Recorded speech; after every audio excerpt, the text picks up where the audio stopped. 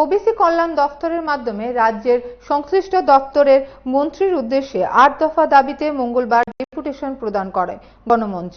তাদের মূল দাবি, সংবিধানের ৩১-এর গ ধারা অনুযায়ী রাজ্য বিধানসভায় ওবিসিদের সংরক্ষণ সংক্রান্ত বিল পাশ করতে হবে। ত্রিপুরা বিশ্ববিদ্যালয়, এনআইটি সহ বিভিন্ন প্রতিষ্ঠানে ওবিসিদের জন্য ২৭% সংরক্ষণ কার্যকর করার দাবি তুলেছেন তারা। সংবাদ মাধ্যমে সরাসরি হয়ে এই বিষয়ে বিস্তারিত কি বলেছেন শুনুন। আমরা গত ২৩শে মে মাসে এবং সেপ্টেম্বর মাসে আমরা গভর্নমেন্টের কাছে এই কথা বলি, সেপ্টেম্বর মাসে আমরা এখানে ডেপুটেশনের কথা বলি। কিন্তু এই যে আমাদের সংরক্ষণ, ওবিসি স্টাইপেন্ড, ওবিসি হোস্টেল, যেটা আমি ৮ দফা দাবি রাখা হয়েছে ডিরেক্টরের কাছে, কিন্তু একটাই গত ২ বছরে একটা ডিমান্ড, একটা প্রক্রিয়া।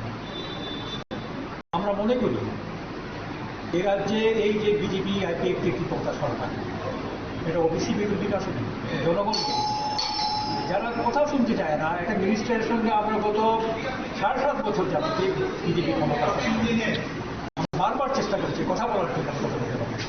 দুঃখের বিষয় যেটা গণতান্ত্রিক অভ্যয়ন, একটা নির্বাচনী গভর্নমেন্টের সঙ্গে আমরা কথা বলতে পারবো না, যেখানে 40% লোক আমরা ওবিসি, 90% কথা বলবো না বিভিন্ন সমস্যা নিয়ে। আমরা এই জন্য চলতে আমরা গভর্নমেন্টের কাছে, ওবিসি মিনিস্টারের কাছে আমরা এই আবার পুনরায় আমরা এই ৮ দফা দাবি পেশ করেছি।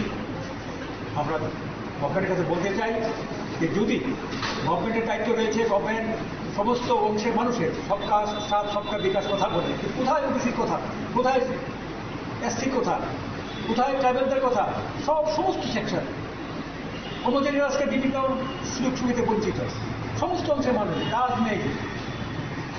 আমরা চাই গভর্নমেন্ট সমস্ত ক্ষেত্রে প্রতিটি ভূমিকা হোক এবং আমাদের যে ওবিসি 40% ওবিসি তৈরি করা আছে, যে 40% ওবিসি যে বিভিন্ন সংরক্ষণ বিভিন্ন ডিমান্ড আছে, এবং তারা ক্ষমতা আসলে বলছিল 18 সালে যে আমরা ক্ষমতায় আসলে বিধানসভায় আমরা স্পেশাল আমরা 31C ধারা অনুযায়ী আমরা সংরক্ষণ চালু করব ওবিসির জন্য।